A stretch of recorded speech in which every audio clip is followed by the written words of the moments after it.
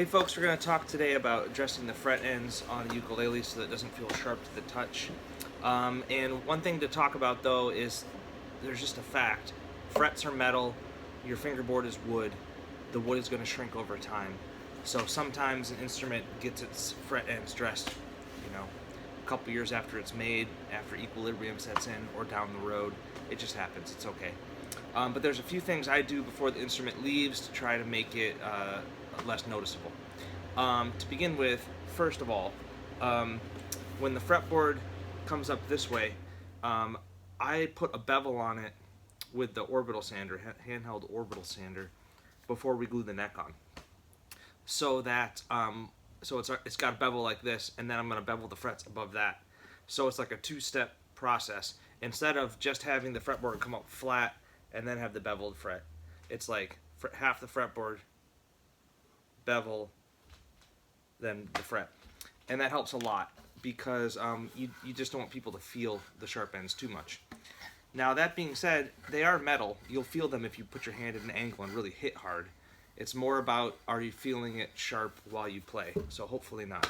So it's pretty quick and simple process. The first step was, like I said, when I was shaping the neck, beveled the edge a little bit with the orbital sander. Next step is a file in a plastic block. This comes from Stuart McDonald. It's a pretty simple device. I'm going to use this to bevel the ends of the fretboard, the ends of the frets a little bit right now.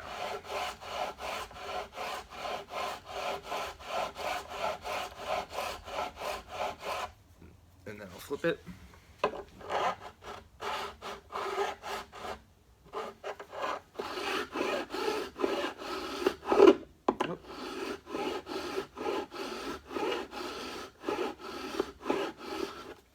Okay, so now the fretboard comes up, I beveled the fretboard, and then the frets now just got knocked over at another angle by that file. So the end of the fret sticking out this way, it's beveled, so you've got a round thing meeting a flat filed plane, and where that flat part meets the round part, there's a burr now. So I'm going to use this other file from Stuart McDonald. It says number 1175 on it. It's got a flat ground edge that doesn't cut, and then the sides cut. So I'm going to go up to each fret, and I'm going to roll around its edge to round over the corner, and also I'm going to try to round over the burr in that joint that we just made. So if I were to draw that,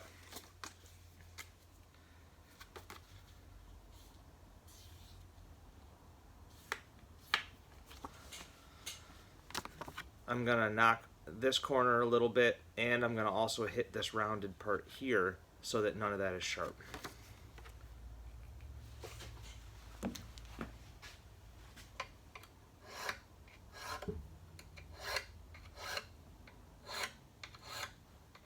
You don't want to push so hard that you dig into the fretboard though. This is a pretty sharp, there's a sharp corner on this file.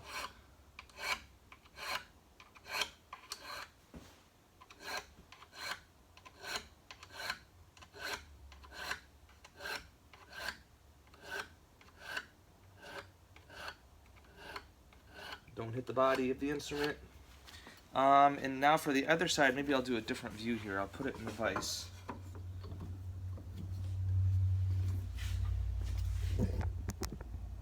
Will that help? So as I go, I'm going this way, and then I'm also rolling.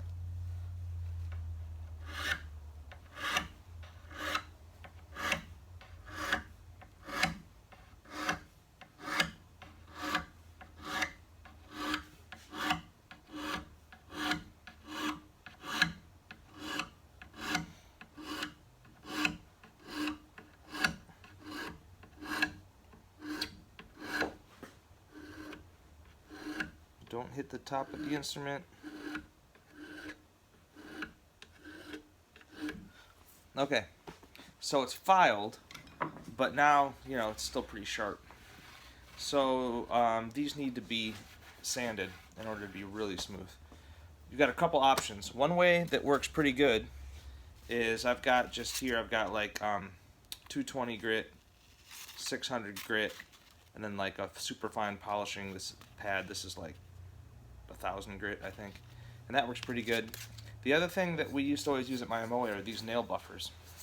We used to buy these at the dollar store in Hood River, and then I used to get them at a beauty supply shop, and then they went off the market. And it starts with like, there's 1, 2, 3, 4. There's an octagon, right? No, hexagon. 6 different grits. And I use these, and they last for about 4 or 5 instruments. If I really make it stretch, then they're worn out. They stopped making these, and Gordon went on Alibaba, which is like a Chinese manufacturing website, and he convinced someone to make them again. And Gordon from my MOA bought a pallet, a square pallet of these. And when my MOA was sold and Gordon retired, I got 1 box of these, trying to make them last. That's why this solution works pretty well too.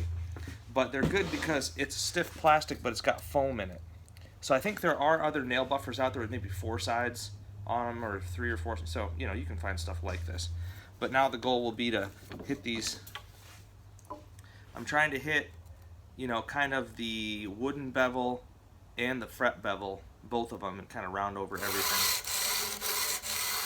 and polish it all up. So start with the first grit. Whoops, that was the second grit. Okay, now the second grit. Yeah.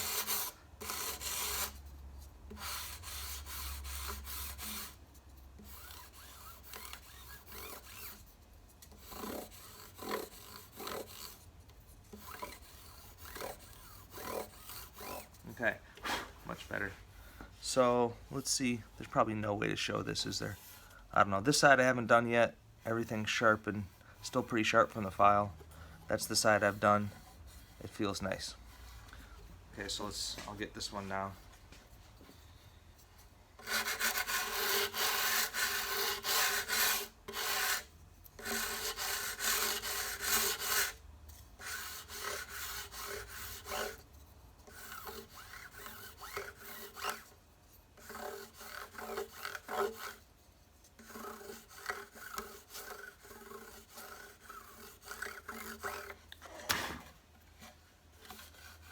There, that feels better. So because of the double bevel, if you really run your hand flat like this, I can't actually feel the frets at all. And then if you put your hand in the playing position, the playing position is running along the wood bevel, so you can feel that the frets are there, but they don't feel nasty.